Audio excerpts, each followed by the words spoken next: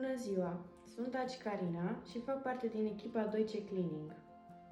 Astăzi vă vom răspunde la câteva întrebări legate de serviciile noastre de curățenie. Ce se întâmplă dacă spargeți sau stricați ceva?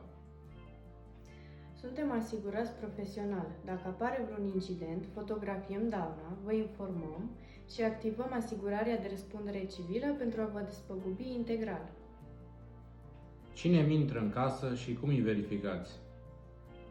Avem doar angajați proprii, cu cazier judiciar curat, referințe verificate și nu folosim zilieri sau persoane necunoscute.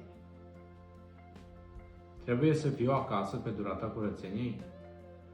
Nu, puteți lăsa cheia sau un cod de acces. Suntem obișnuiți să lucrăm autonom și vă anunțăm prin SMS când am terminat.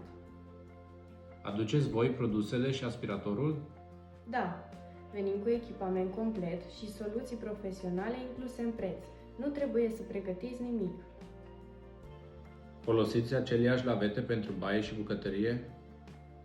Nu, folosim un sistem strict de coduri de culori, cum ar fi laveta roșie pentru baie, cea verde pentru bucătărie, iar cea albastră pentru praf. Cât timp durează medie curățenia?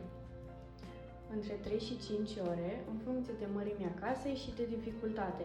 Noi ne concentrăm pe calitate, nu pe bifarea unui număr fix de minute. Ce fac dacă nu sunt mulțumit de cum s-a curățat o zonă?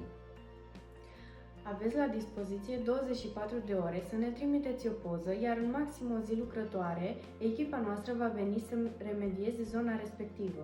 Pot avea aceeași echipă la fiecare vizită? Da, încurajăm continuitatea. Puteți avea aceeași echipă de curățenie în funcție de preferințele dumneavoastră.